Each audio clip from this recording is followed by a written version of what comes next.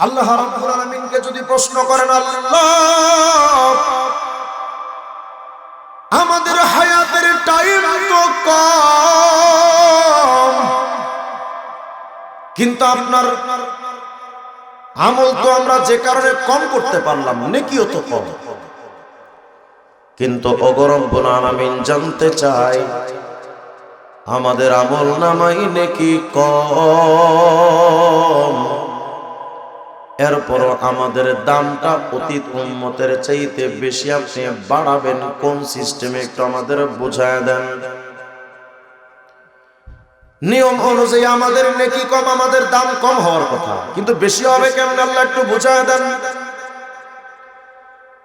আল্লাহ রাব্বুল আলামিন বলেন সূরাতুল আনআমের 160 নম্বর আয়াত, আল্লাহ পাক বলেন মা জাআ বিল হাসানাতি ফালাহু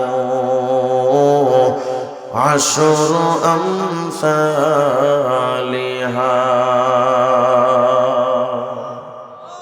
আল্লাহ রাব্বুল আলামিন বলেন, শোনো উম্মতে মুহাম্মাদি, তোমাদের আমল নামায় হয়তো নেকি কম, কিন্তু আমি আল্লাহ এমন একটা সিস্টেম করে দিয়েছি, আগের জামানার নবীর উম্মতেরা যত আমল করবে আমি আল্লাহ তাদের আমল নামায় ততটাই নেকি দেব। কিন্তু তোমরা তো আমার হাবিবুল্লাহ মুহাম্মাদের উম্মত, তোমরা যদি একটা মাত্র নেকির আমল করো, আমি আল্লাহ এক নেকির পরিবর্তে শুধু একটা নেকি নয়, বরং প্রত্যেকটা নেকির বিনিময় আমি আল্লাহ তোমাদের আমল নামায় 10টা নেকি লেখা দে। উম্মতে মুহাম্মদ যদি আল্লাহ তুমি কি কইলে, এটা মাত্র 10টা, এটা দিয়ে কি হবে? আমার 10টা নেকি দিলে আমার হবে না। কারণ এই জামানার এমন উম্মত আছে মাত্র 5 বছরে নেকি আমল করছে, তো 5-এর যদি 10 দিয়ে পূরণ দেন তো 50 বছরের নেকি হবে সর্বোচ্চ। কিন্তু আগের উম্মত তো নেকি নিয়ে দাঁড়াবে 500 বছরের নেকি। অগরব 10 গুণ দিলে আমাদের হবে না, আপনি নেকি আরেকটু বাড়ায়া দেন। আল্লাহ রাব্বুল আলামিন বলবেন, শোনো, এক নেকির পরিবর্তে 10টা দিলে যদি তোমার নয়, আমি আল্লাহ তোমাদের প্রত্যেকটা নেকির বিনিময় 50 গুণ বাড়ায় দেব। রাস্তে কস্তে উম্মত যদি বললাম আল্লাহ আমার 50 গুণ নেকি দিলেও হবে না, তুমি নেকিটা আরেকটু বাড়ায় দাও, আল্লাহ পাক বলবেন উম্মতে মুহাম্মাদিরে, তোমাদের প্রত্যেকটা নেকির বিনিময় আমি আল্লাহ শুধু 10 গুণ 20 50 আর 60 70 গুণ নয়, যাও যাও তোমাদের প্রত্যেকটা নেকির বিনিময় আমি আল্লাহ পাক্কা 100 নেকি দান করব। উম্মত যদি বলে আল্লাহ আমার 100 নেকি দিলেও হবে না, তুমি আরেকটু বাড়ায়া দাও। এমনি তো আমরা মানুষজন একটু ছেঁচড়া টাইপের, ঠিক না? আমরা যত পাই তত চাই। গাড়ি একটা হইলে আরেকটা গাড়ির ধান্দা, বাড়ি একটা হইলে আরেকটা বাড়ির ধান্দা, মেম্বার সাহেবের চেয়ারম্যান হওয়ার ধান্দা, চেয়ারম্যানের এমপি হওয়ার ধান্দা, এমপি হলে পরে মন্ত্রী হওয়ার ধান্দা, মন্ত্রী হওয়ার পর বিদেশি লাল কুত্তার আমেরিকা অথবা গরুর মুখ খাওয়া ইন্ডিয়ার মোদিদের চামচা হওয়ার ধান্দা। আমাদের বাংলাদেশে মাঝে মধ্যে দেখবেন, গত সরকারের আমলে আমরা দেখেছি অনেক মন্ত্রী হঠাৎ হঠাৎ কোনো কারণ নাই আলেমুল আমার বিরুদ্ধে লেগে গেছে। চট্টগ্রামের এক ছাগলে কয় যে আলেমদের ঘাড় মটকায় দিব। টাকলা মুরাদে কয় হেফাজতের বেইল নাই, শর্মনাগো বেইল নাই, মোল্লাদের বেইল নাই, তাকায় দেখলাম চান্দুর মাথায় চুল নাই। এই যে হঠাৎ হঠাৎ এরা আলেমুল আমার বিরোধিতা করে, 100% নিশ্চিত এটা জেনে রাখেন, বিদেশি প্রভুদের এজেন্ডা বাস্তবায়ন ছাড়া এই দেশে কেউ আলেম ওলামার বিরোধিতা করে না। আলেম ওলামার বিরোধিতা কেন করে জানেন? একটা সূক্ষ্ম জায়গা আপনাদেরকে বলে দেই। বিদেশি প্রভুদেরকে তো পরিচালনা করে শয়তান, আর শয়তানের সবচাইতে বড় দুশমন আলেম ওলামা। কেন? একটা লোক যদি মনে করেন মদখোর হয়, অথবা গাঞ্জাখোর বা ইয়াবাখোর, জুয়ারু হয়েছে, অথবা দুর্নীতিগ্রস্ত, এই মানুষগুলোকে ভালাইয়ের পথে ফিরিয়ে আনে একমাত্র আলেম ওলামা। আল্লাহ পাক তাদের ওসিলায় হেদায়েত দেয়। যদি আলেমদের জায়গাটা মানুষের জন্য বন্ধ করে দেওয়া যায়, একজন বিপদগামী লোককে হেদায়েতের পথে আনার মতো আর কোনো উপায় থাকে না। এই জন্য আমি একটা প্রমাণ দেই আপনাদের। বাংলাদেশে কোনো চোর নেতাদের কাছে গিয়ে ভালো হয়েছে এমন কোনো প্রমাণ আছে? বরং মুরগি চোর যদি নেতার কাছে যায় গিয়া গরু চুরি করা শুরু করে। কিন্তু হাজারো প্রমাণ দেওয়া যাবে, বড় বড় চোর, বড় বড় ডাকাত, বড় বড় সন্ত্রাস গহরপুরী হুজুরদের কাছে গিয়ে ভালো হয়ে গেছে। তাহলে বোঝা গেল আলেমরা শয়তানের সবচেয়ে বড় দুশমন। এই যে তাবলীগ জামাতে একটা ফিতনা লাগছে, একটা গ্রুপ তৈরি করে দিয়েছে। আপনার কি মনে হয় 150 বছর ধরে তাবলীগ জামাত সারা বিশ্বব্যাপী কাজ করে, ইহুদি খ্রিস্টানরা বসে বসে শুধু আঙ্গুল চুষে, কিছু ষড়যন্ত্র করে না? এটা মনে হয় আপনার? যদি আপনার এটা মনে হয় যে এই তাবলীগ জামাতকে ধ্বংস করার জন্য বিদেশি প্রভুরা কোনো এজেন্ডা বাস্তবায়ন করে নাই, যদি এটা আপনার মনে হয়, আপনি বোকার স্বর্গে বাস করেন। এরা তো হুটহাট করে না, 100 বছরের টার্গেট নেয় যে আগামী 100 বছর পরে এই ঝামেলাটা শুরু করবে। ফলাফল কি হলো? তারা এই তাবলীগ জামাতের মধ্যে ফিতনা লাগায় দেওয়ার জন্য একটা গ্রুপ তৈরি করে দিল যে তোমরা আলেম ওলামার বিরোধিতা করো। আছে না গ্রুপ? এমনও ভাই আমাদের বিরোধিতা করে যাদেরকে আমরাই তাবলীগ জামাতে এনেছি। তারা যে আমাদের বিরুদ্ধে গেল, সে নিজেও জানে না যে সে বিদেশি প্রভুদের এজেন্ডা বাস্তবায়ন করছে, সে নিজেও জানে না। বুঝাতে চাচ্ছিলাম, মানুষ তো আমরা এমন, একটা জিনিসের মধ্যে আমাদের স্বপ্ন শেষ হয় না, একটা পাইলে আরেকটা জিনিসের ধান্দা আমাদের ভেতরে আসে। মনে রাখবেন, এই যে খাই খাই চিন্তা, আরো চাই আরো চাই আরো চাই, এই যে খাই খাই চিন্তা, এটা জাহান্নামের স্বভাব। দলিল সহিহ বুখারী 4849 নম্বর হাদিস আছে, কিয়ামতের ময়দান আল্লাহ পাক জাহান্নামের ভেতরে জাহান্নামীদেরকে দিয়া বলবেন, এই জাহান্নাম, পেট ভরে নাই? হালিম তালাতি, তুমি পূর্ণ না? কয় না আল্লাহ, আমার পেটটা ভরে নাই। হালমি মাজিদ, আর নাই, থাকলে আরো দেন, আরো চাই আরো চাই আরো চাই। এই যে আরো চাই আরো চাই, এই যে স্বভাব, এটা জাহান্নামের স্বভাব।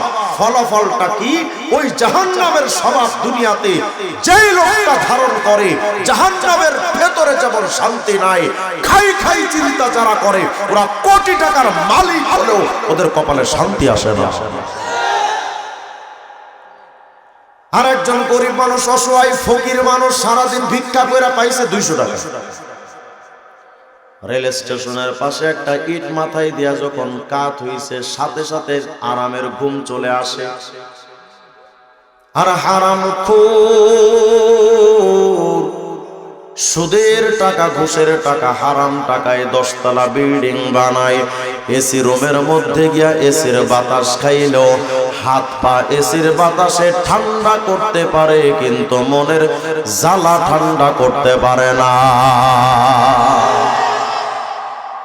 অল্পে তুষ্ট হওয়া শেখা উচিত আমাদের। এটা তো দুনিয়ার ক্ষেত্রে খারাপ, যে আল্লাহ আরো চাই আরো চাই আরো চাই, দুনিয়ার ক্ষেত্রে এটা নিন্দনীয়। কিন্তু আখিরাতের মাসআলা হলো ওয়াসাবিকু বিল খায়রাত, নেকির ব্যাপারে প্রতিযোগিতা করো, এটা আখিরাতের মাসআলা। উম্মতে মুহাম্মাদি যদি এখন বলে রব্বুল আলামিন একটা নেকির পরিবর্তে আমাদের 10টা দিলে আমাদের হবে না, এক নেকির পরিবর্তে 50টা দিল আমাদের হবে না, এক নেকির পরিবর্তে আমাদের 100 নেকি দিল আমাদের হয় না, আল্লাহ আমরা মুহাম্মদ রাসূলুল্লাহর দুর্বল উম্মত, আমাদের নেকিটাকে আল্লাহ আরেকটু বাড়ান যায় না? আল্লাহ রাব্বুল আলামিন সাথে সাথে শোনায় দিবেন, শোনরে উম্মতে মুহাম্মাদি।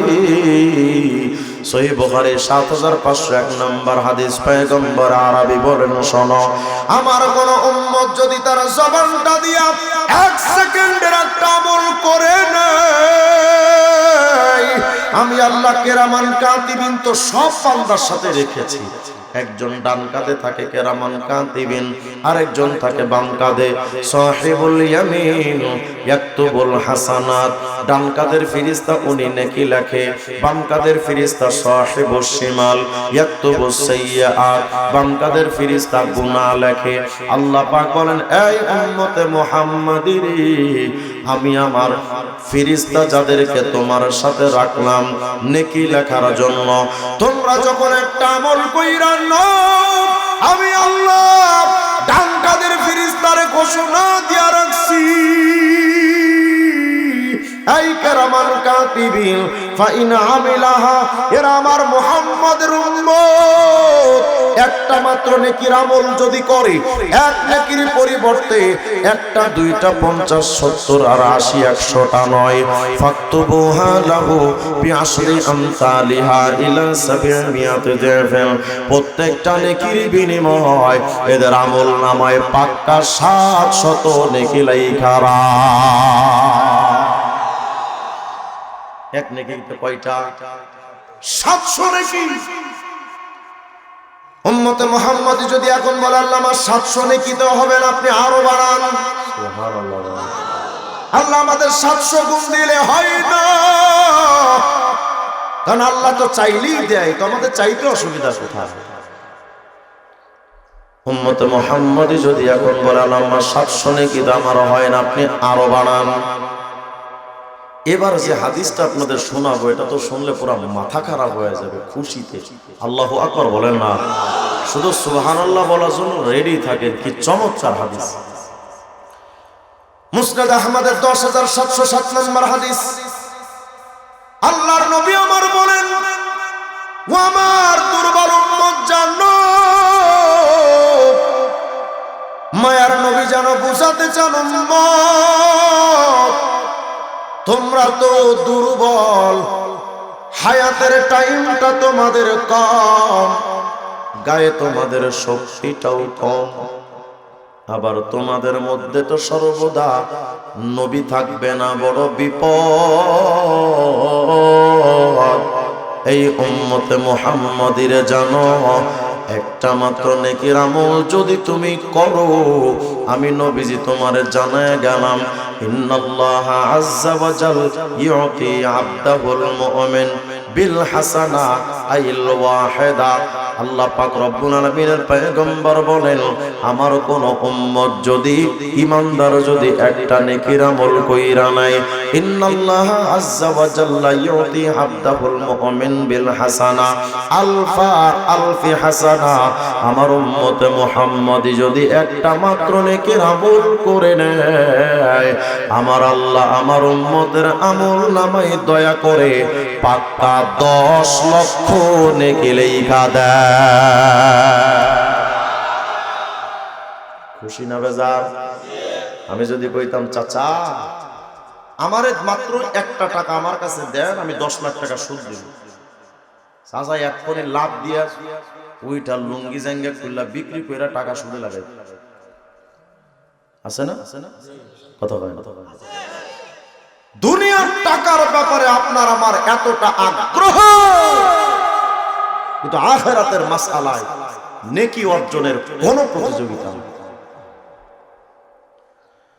উম্মতে মুহাম্মাদি যদি এখন বলে, ও রব, এক নেকির বিনিময়ে 10 লাখ নেকি হবে না, আপনি আরো দেন। আল্লাহু আকবার বলেন। আল্লাহ আমাদের 10 লাখ নেকি তো আমরা খুশি না, আপনি আরেকটু বাড়ায় দেন। মুসনাদে আহমদের 10707 নম্বর হাদিসের পুরো অংশ হলো এমন। হযরত উসমান আন-নাহদি রাহিমাহুল্লাহ বলেন, আমি একবার হজ এবং উমরায় গেলাম, ফালাকিতু আবু হুরায়রা রাদিয়াল্লাহু তাআলা আনহু, হযরতে আবু হুরায়রা রাদিয়াল্লাহু আনহুর সাথে আমার মুলাকাত হলো। ফাসাআলতুহু, আমি জিজ্ঞেস করলাম, আবু হুরায়রা, হাল সামি'তা রাসূলুল্লাহি সাল্লাল্লাহু আলাইহি ওয়াসাল্লাম ইন্নাল্লাহা আযজা ওয়া জাল্লা ইউতি আবদাহুল মুমিন বিল হাসানা আলফা আলফি হাসানা। আবু হুরায়রা রে, তুমি কি মায়ার নবীর জবান থেকে এমনটা শুনেছো যে এক নেকিতে 10 লাখ নেকি হবে? এমন কোন হাদিস কি তুমি নবীজির থেকে শুনেছো?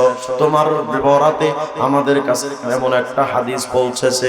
আবু হুরায়রা, তুমি একটু এই কথার সত্যায়ন বা মিথ্যা প্রতিপন্ন যেটা হোক একটা করো না, একটু বুঝায় দাও।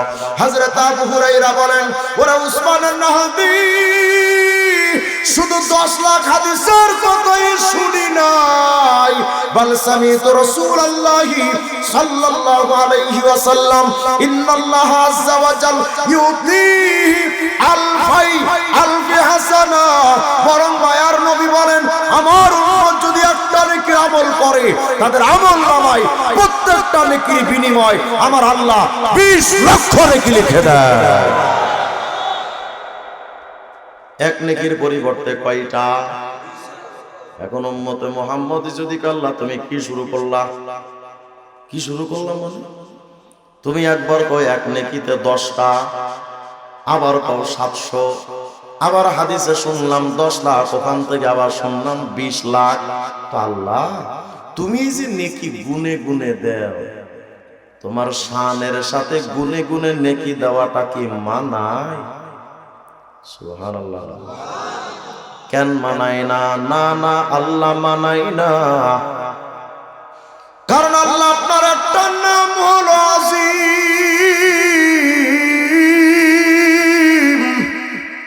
মানে আল্লাহ লা ইনতিহা আলা, তোমার তো কোনো কুল কিনারা নাই, ওয়ালা হাদ্দালা, তোমার সীমা রেখা নাই। আল্লাহু আকবার বলে না।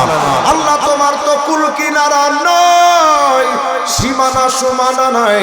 আল্লাহ তুমি তো সীমাবদ্ধ কোনো সত্তা নও।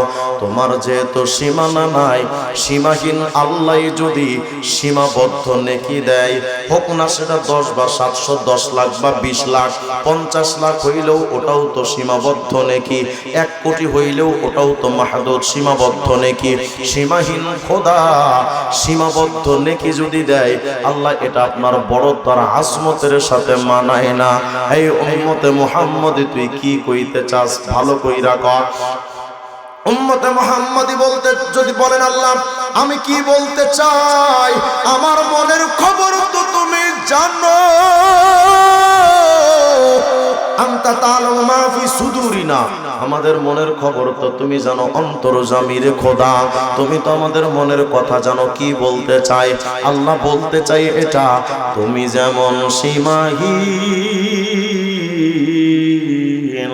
আমরা তো তোমার হাবিবুল্লাহ মুহাম্মাদের দুর্বল উম্মত, বেশি লম্বা টাইম আমরা হায়াত পাই না, আমাদের গায়ে আগের উম্মতের মতো শক্তিও রয় না। আল্লাহ এরপরে আমরা হাজারো ফিতনার জালে আবদ্ধ, এর মধ্যে 1-2টা আমল করা বড় কঠিন কষ্টের ব্যাপার। আল্লাহ গো, একটা মাত্র নেকির আমল যদি করে নে, আমাদের 10 লাখ 20 লাখ দিলে হবে না। তুমি যেমন সীমাহীন, আমরা এমন একটা নেকি চাই যার কোনো হিসাব কিতাব রাখা যাবে। আরো জোরে বলুন।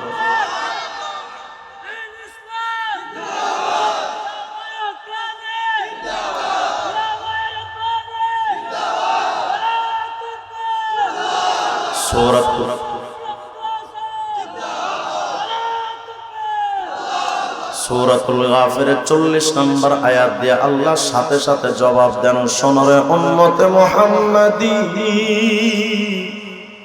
ওয়া মান আমিলা সালিহান মিন যাকারিন আও উনসা ওয়া হুয়া মুমিন ফাউলাইকা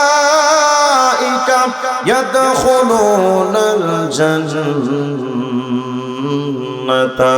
يرزقون فيها بغير حساب।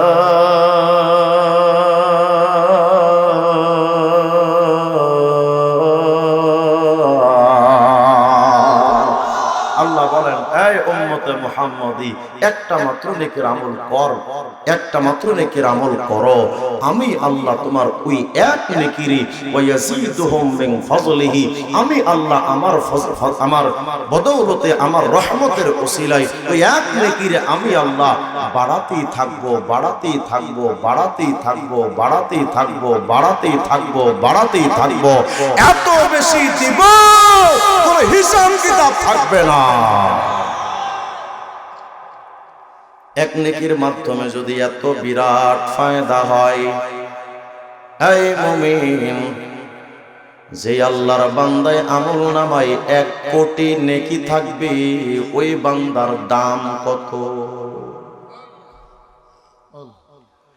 একটা নেকির বিনিময় যদি এত দাম, যেই বান্দার আমল নামায় 500 কোটি নেকি আছে, তার দাম কত?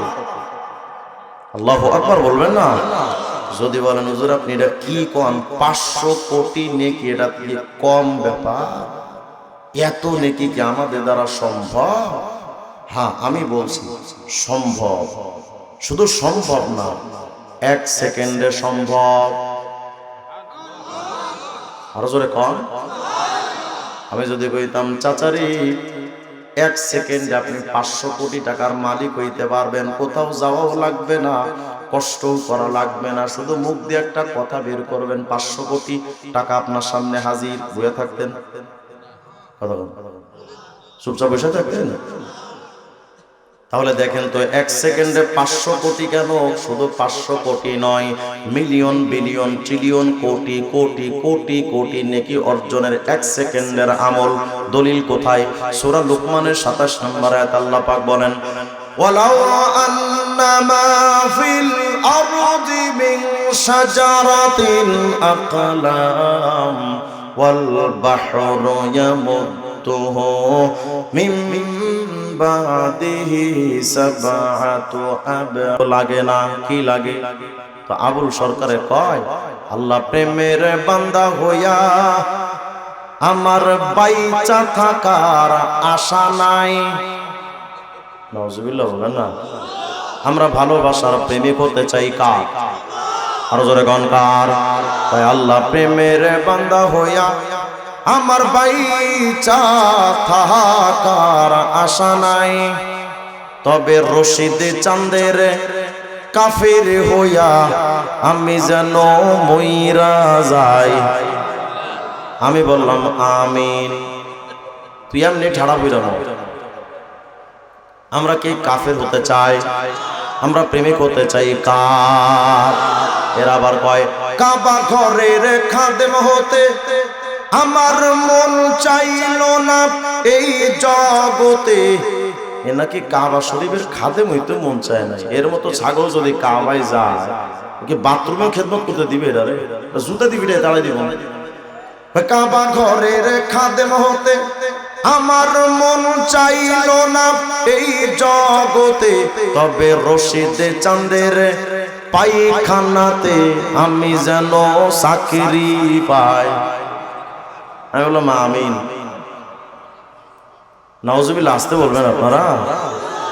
এরা এই যে বলে যে আমরা আল্লাহর প্রেমিক হতে চাই না, কারণ কি জানে? এরা যে পীরের পায়ে সেজদা দেয়, বাবার কাছে সন্তান চায়, বাবার কাছে ভাগ্যের পরিবর্তন চায়, বাবার দরবারে মানত করে। কেন করে? খবর নাই মুসলমানের। বাংলাদেশের যত ভণ্ড, সমস্ত ভণ্ডদের মূল গুরু হলো লালন ফকির। এদের মূল গুরুকে লালন। আমি গত 1 মাসে বাউল মতবাদের 26টা বই কালেক্ট করে আমি 220 পৃষ্ঠার একটা বই লিখেছি, বাউল মতবাদ এবং ইসলাম। আমি ওদের বই পড়তে গিয়ে এমন জঘন্য জঘন্য বিষয় পেয়েছি, আশ্চর্য হয়ে যাবেন। এরা, আপনারা তো মনে করেন এরা মারেফতি ভাবে আল্লাহরে ডাকে, একেবারে টাটকা মিথ্যা কথা। এরা আল্লাহকে মানেই না। বরং বাউলদের একজন শিল্পী ছিল বাউল, শাহ আব্দুল করিম। আব্দুল করিম বলেছিল, আমি আসমানি খোদারে ডাকি না, যেই খোদারে দেখা যায় সেই খোদারে ডাকি। তার মানে লালনের একটা আকীদা, বিশ্বাস হলো যে আল্লাহ মূলত অন্য কোথাও নাই, আল্লাহ আমাদের ভিতরে হুলুল করেছে। এবং আরেকটা বক্তব্যে আল্লাহ গুরু বা পীরদের ভেতরে হুলুল করে, মানে গুরু বা পীরদের ভিতরে আল্লাহ ঢুকে যায়। বালি আর চিনি একসাথে রাখলে একটা আরেকটার মধ্যে ঢুকে যায় না, এটা এরকম এরা বোঝাতে চায় যে আল্লাহ পীরের মধ্যে একেবারে মিশে যায়, মানে পীরই খোদা হয়ে যায়। এই জন্য লালন একটা গান লিখেছিল, এটা অখণ্ড লালন সঙ্গীতের 63 নম্বর পৃষ্ঠার মধ্যে আসছে। লিখেছে লালন, কয় যেহি মোরশেদ মানে যিনি পিসাব, সেই তো রসুল, ইহাতে নাই কোনো ভুল, খোদাও সে হয়, মানে যিনি পীর তিনি খোদা, তিনি নবী। আশ্চর্য হবেন, বাংলাদেশের আর একটা পীর আছে না মাইজ ভান্ডারী, মাইজ ভান্ডারীদের আর একটা বই আছে রত্ন ভান্ডার। এই বইটার মধ্যে মাইজ ভান্ডারীর দ্বিতীয় পীর দেলাওয়ার মাইজ ভান্ডারী লিখেছে, যিনি পীর তিনি খোদা, তিনি নবী। বলেন এরা কি মুসলমান না বেঈমান? আরো জোরে কর। এখন সব পীর যদি খোদা হয়, বাংলাদেশে যদি 10,000 পীর থাকে, তাহলে 10,000 খোদা বাংলাদেশে। নাউজুবিল্লাহ, আসতে বলেন। বলেন এই আকীদা যে ভণ্ডরা লালন করে, এরা মুসলমান না বেঈমান? আশ্চর্য হবেন, আপনাদের এদিকে কি বাউল শিল্পী টিল্পী আসেন? হ্যাঁ, এদিকে আসে? লা হাওলা ওয়ালা কুওয়াতা ইল্লা বিল্লাহ। না আসলেও এসে যাবে। এই বাউলদের একটা বই আছে, বাংলাদেশের বাউল লেখক ডক্টর আনোয়ারুল করিম। এই আনোয়ারুল করিম একসময় লালন একাডেমির পরিচালক ছিল, কুষ্টি ইউনিভার্সিটি। তিনি তার বইয়ের 22 নম্বর পৃষ্ঠার মধ্যে লিখেছে, বাউলদের মূল বিশ্বাস হলো, কুষ্টিয়াতে একবার বাউলদের নিয়ে একটা মামলা হয়েছিল। এই মামলায় মন্টু শাহ নামক একজন বাউলদের মুখপাত্র হয়ে জজের সামনে দাঁড়িয়ে একটা বক্তব্য দিয়েছিল 2 মিনিটে। এই বক্তব্যের মধ্যে এই মন্টু শাহ বলেছিল, বাউল যে আমরা বাউল, আমরা না মুসলমান না হিন্দু, আমাদের ধর্ম আলাদা। নাউজুবিল্লাহ। আপনারা তো মনে করেন যে বাউলরাও মুসলমান, এটা মনে করেন না? যে তারা নিজেরাও বলে না যে তারা মুসলমান, তারা বলে আমাদের ধর্ম আলাদা, আমাদের গুরু লালন আমাদের নবী। আরো জোরে কর। আমার গাড়িতে বইগুলো ছিল, দুঃখজনক ভাবে গতকাল কিন্তু অ্যাক্সিডেন্ট করেছেন, যে কারণে আমার গাড়িটা গ্যারেজে রাখা আছে। যদি সাথে আনতাম তো গাড়িতে একদম বই খুলে খুলে আপনাদের দেখাতাম, কিন্তু পৃষ্ঠা নম্বরটা বলে দিয়েছি, প্রয়োজনে পরে আপনারা মিলাই নিয়ে। বলে বাউলরা যে আমরা না মুসলমান না হিন্দু, আমাদের ধর্ম আলাদা। লালনের কথা বা গান আমাদের ধর্মীয় শোনক, মানে আমাদের কোরআন যেমন আমাদের কাছে গ্রহণযোগ্য, এদের কাছে লালনের গানই হলো কোরআন। আরো জোরে কর না। লালন দর্শন একটা বই আছে, 129 নম্বর পৃষ্ঠার মধ্যে লিখেছে, কাগজে যে 30 পারা কোরআন, এটা আল্লাহর কিতাব না, লালন সাইজির বাণী কোরআন। এরপরে তারা কিন্তু কাবায় যায় না, জীবনে কোনোদিন কোনো বাউলে দেখছেন কাবায় যায়? এরা মনে করে সাইজি লালনের মাজার ছেউড়িয়া কুষ্টিয়াতে, এটাই হলো তাদের তীর্থভূমি, মানে কাবা। এবং তারা আরো স্পষ্ট করে কুষ্টিয়া জজের সামনে বলেছিল, আমরা আলাদা জাতি, আমাদের ধর্ম আলাদা, আমাদের ভিন্ন রকম গ্রহণ করি, আমাদের বিয়ে শাদী নাই, আমাদের সন্তানাদি নাই, আমাদের কালেমাও আলাদা, লা ইলাহা ইল্লাল্লাহ, লালন রাসূলুল্লাহ। আমি জানতে চাই এই বাউলরা মুসলমান না বেঈমান? আরো জোরে বলতে হবে। যদি এই অঞ্চলে কোন বাউল এই এলাকায় এসে কোন গানের আয়োজন করতে আসে, প্রশাসন যদি ওদেরকে বাধা না দেয়, খুঁটির সাথে বাইন্দা পিঠের চামড়া তুলে ফেলবে। এদের সাথে মুসলমানের কোন সম্পর্ক থাকতে পারে? থাকতে পারে? আশ্চর্য হবেন, এরা বিয়ে করে না।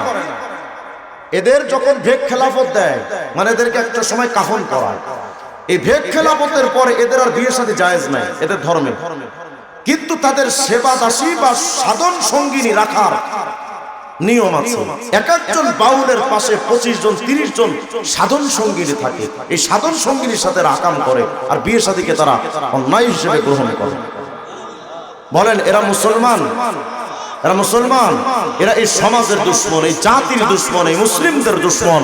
এদের থেকে উদ্ধার করার জন্য, এই সমাজটাকে হেফাজতের জন্য আপনার আমার দ্বীনের পাহারাদার হিসেবে এমন ভাবে দাঁড়াতে হবে, কোন বাউল এই এলাকায় ঢুকতে দেওয়া যাবে না। প্রস্তুত থাকবেন?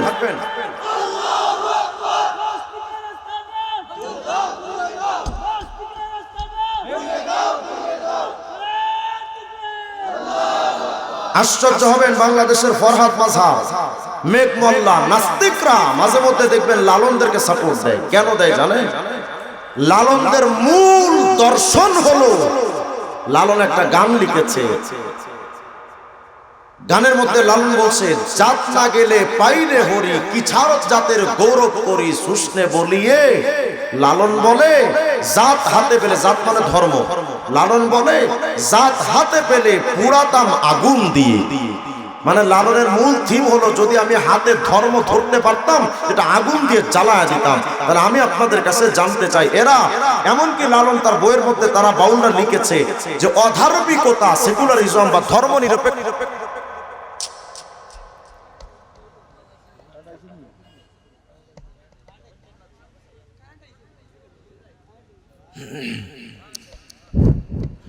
তো এরা বলে যে অধার্মিকতা, সেকুলারিজম বা ধর্ম নিরপেক্ষতা মানে ধর্মহীনতা, ধর্ম না থাকা এই জাতির মুক্তির একমাত্র উপায়।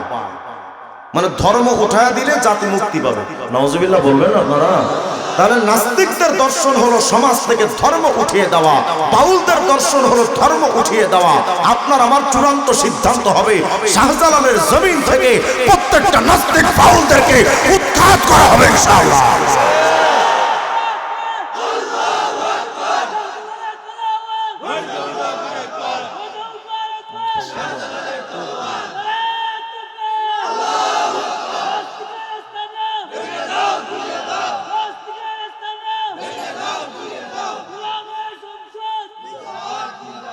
আল্লাহ আমাদেরকে কবুল করেন, আমিন বলেন। তো বলতেছিলাম, জিকির হবে কার? কোন বাবা, মাজার, দরবার? একবার 1 সেকেন্ডের জিকির এত বিরাট নাকি? আর 1 সেকেন্ডের ছোট্ট একটা আমল দেয় আপনাদের, বিরক্ত হচ্ছেন না তো আপনারা? এই সমস্ত ওয়াজ তো এখন জিকির আজকার ওয়াজ, এগুলো মাহফিলে চলে না। এখন চলে, হুজুর আপনি তাহিরি আঙ্কেলের মতো একটু ডিজে নাচ দেন, কি লাভ হবে আমাকে বলেন? সারা রাত যদি তামাশাই চলে তো আপনারা শিখবেন নাকি? এই যে আজকে 1 সেকেন্ডের একটা জিকির শুনে, লা ইলাহা ইল্লাল্লাহ, তো বিরাট নেকি। আজকে থেকে জিকির করার প্রতি একটু আগ্রহ তৈরি হবে না হবে না? আচ্ছা, আর একটা সেকেন্ডের আমল শুনে, এটা বোঝার জন্য ছোট্ট করে বুঝেন, আমি সংক্ষেপে বলছি, সময় কম।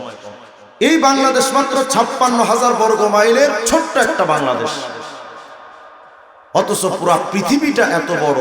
বাংলাদেশ মাত্র 56,000 বর্গ মাইল, এই ছোট্ট বাংলাদেশটা এত বড়। টেকনাফ থেকে তেতুলিয়া, রূপসাগর, পাথুরিয়া সফর করলে আপনি ক্লান্ত হয়ে যাবেন যে বাংলাদেশ এত বড়। তো 56,000 বর্গ মাইলের বাংলাদেশ এত বড় হওয়া সত্ত্বেও পৃথিবীর মানচিত্রে যদি আপনি বাংলাদেশ খুঁজতে চান তো খুঁজে পাবেন না যে বাংলাদেশ কোথায়। কেন? বাংলাদেশ মাত্র 56,000 বর্গ মাইল, আর পুরা পৃথিবীটা অন্তত 20 কোটি 10 লক্ষ বর্গ মাইল। পুরা পৃথিবীটা মনে করেন এত বড়, আর বাংলাদেশ এতটুকু পুরা পৃথিবীর মানচিত্র। তাহলে পৃথিবীটা কত বড়? এই পৃথিবীটা যত বড়, সৌর বিজ্ঞানীরা লিখেছেন মাথার উপরে থাকা যে সূর্য, এই ছোট্ট সূর্যটা এত ছোট নয়, কত বড়? বলে পুরা পৃথিবীর চাইতে ওই সূর্যটা 13 লক্ষ গুণ বড়। কি ভাবতেছেন? মোটামুটি দেওয়ানবাগী পীরের পেটের মতো নাকি? আওয়াজ দিয়ে বলেন আল্লাহু আকবার। পৃথিবীর চাইতে 13 লক্ষ গুণ বড় যে সূর্য। আকাশে একটা তারকা আছে, বিগ বস এক তারকা, ইউআই স্কুটি একটা তারা। আমরা তো তারা দেখি ছোট ছোট, কিন্তু এই তারা এত ছোট নয়। কত বড়? বিজ্ঞান বলে পৃথিবীর চাইতে 13 লক্ষ গুণ বড় যে সূর্য, ওই সূর্যের চাইতে ওই তারকাটা আরো 500 কোটি গুণ বড়। এক তারকা, অথচ ওই তারকাটা এখনো পর্যন্ত আমরা চোখেই দেখিনি। ভাবেন ভাবেন, আকাশে চোখেই দেখা যায় না এত ছোট্ট একটা আকাশের জায়গায় অবস্থান করা এই তারকাটা যদি এত বিশাল হয়, অথচ আকাশে চোখেই দেখা যায় না। আকাশ এমন ভাবে ঢুকায় রাখছে পেটের মধ্যে যে খুঁজেই পাওয়া যায় না। তো এক তারকা যদি এত বড় হয় অথচ আকাশে দেখা যায় না, তাহলে পুরো আকাশটা কত বড়? আল্লাহু আকবার বলবেন না? অথচ এই আসমানটা সবচেয়ে ছোট, দ্বিতীয় আসমান এর তুলনায় কোটি কোটি গুণ বড়, পর্যায়ক্রমে সপ্তম আসমান সবচেয়ে বড়। এক আসমান যদি এত বড় হয়, 7 তবক জমিন আসমান কত বড়? আল্লাহু আকবার বলেন। এই 7 তবক জমিন আসমান যত বড়, জানেন মিয়া মিজানের পাল্লা কত বড়? মাথা ঘুরে যাবে। বলেন আল্লাহু আকবার। মিজানের পাল্লা এত বড়। ইবনে রজব হাম্বলি রাহমাতুল্লাহ আলাইহি কিতাব লিখেছেন জামিউল উলুম আল হিকাম খণ্ড 2 18 নম্বর পৃষ্ঠায় আসছে।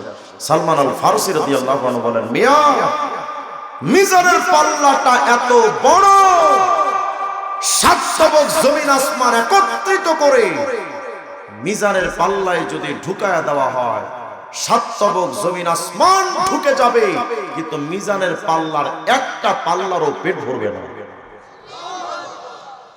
তাহলে মিজানের পাল্লা কত বড়? এই পাল্লায় যদি আমার মতো চান্দুর নেকি যদি রাখা হয়, খুঁজে পাওয়া যাবে? এত বড় পাল্লা আর আমার এই নেকি খুঁজে পাওয়া যাবে? যাবে যাবে। 1 সেকেন্ডের আমল নামায় পুরা মিজানের পাল্লা ভরে যাবে। 1 সেকেন্ডের আমল। এটা আমার বানানো না, হাদিসের মধ্যে আসছে। হুজুরা তোমার উস্তাদ সমতুল্য এখানে আছেন, আমি ভুল করলে হুজুরা শুধরে দিবেন। হাদিসের মধ্যে আসছে, আল্লাহর নবী আমার বলেন, ওয়ালহামদুলিল্লাহ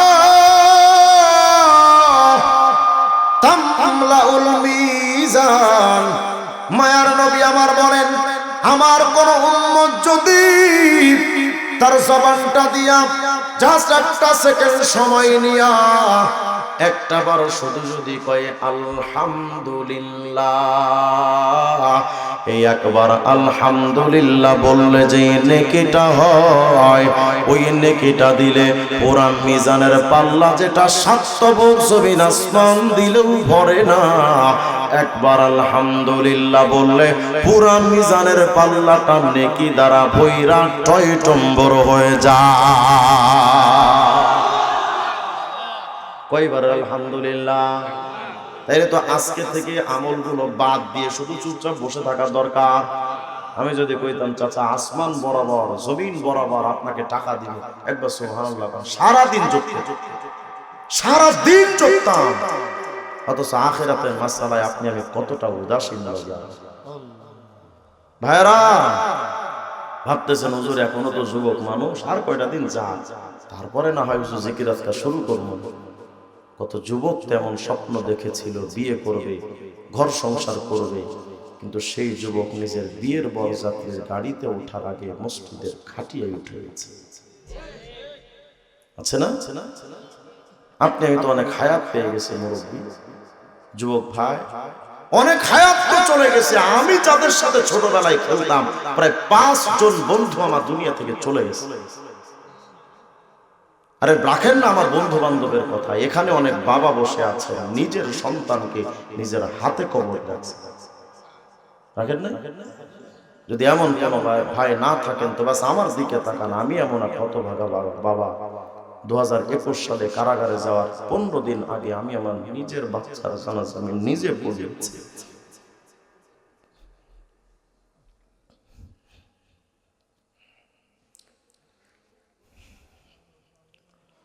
আমার বাচ্চার কাফনের কাপড় আমি নিজের হাতে কিনেছি।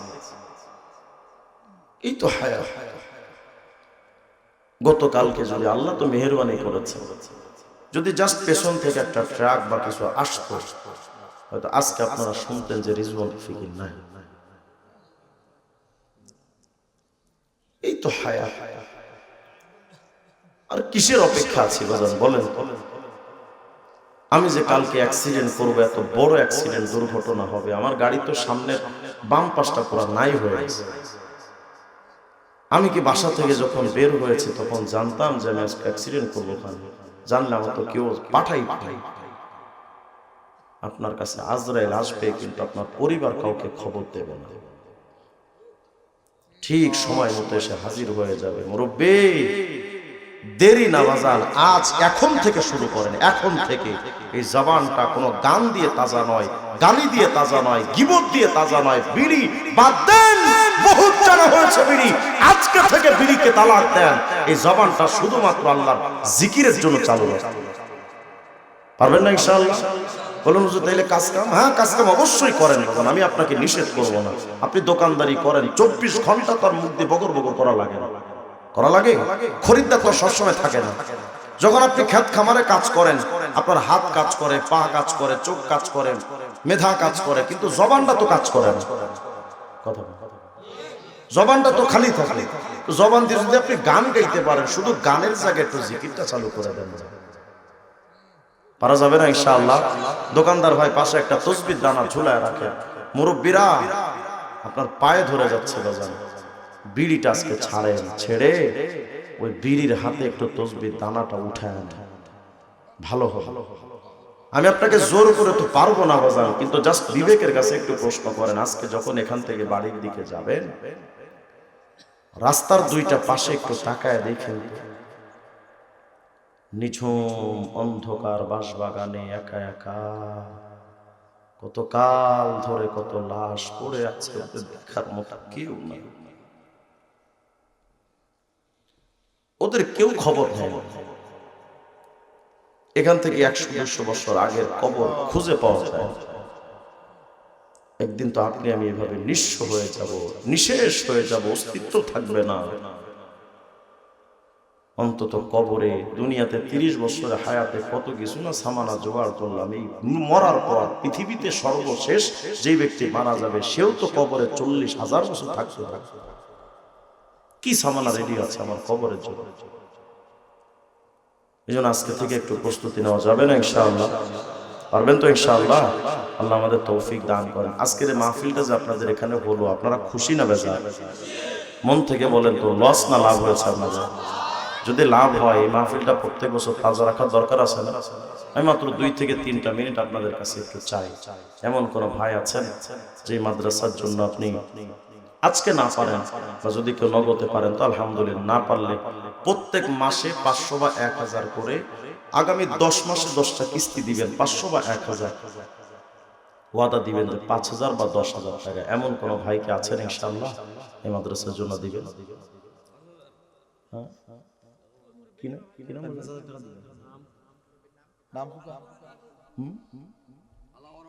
আলাওয়ার আলী চাচা, উনি 5000 টাকা দিবেন। নারায়ে তাকবীর। আল্লাহ ওনার দানকে কবুল করেন, আপনজনদের কবরগুলো আল্লাহ জান্নাতের টুকরা বানায় দেন। একটু বলেন ঝটপট ভাই, 500 টাকা প্রত্যেক মাসে দিলে আপনার বাঁধবে না। 5000 টাকা 10টা কিস্তি দিয়ে দিবেন, 500 করে প্রত্যেক মাসে শোধ হয়ে যাবে ইনশাআল্লাহ। এমন কোন ভাই আছেন? একটু বলেন ঝটপট ইনশাআল্লাহ। এই উঠেন নাকি? উঠেন না, পরিবেশ নষ্ট হয়ে যাবে। আছেন কেউ ইনশাআল্লাহ? কি নাম? মাওলানা আবুল কালাম আজাদ সাহেব, মাশাআল্লাহ, উনি 5000 টাকা দিবেন। নারায়ে তাকবীর। আল্লাহ যেন ওনাদের দানটাকে কবুল করেন, মাশাআল্লাহ। ভাইরা,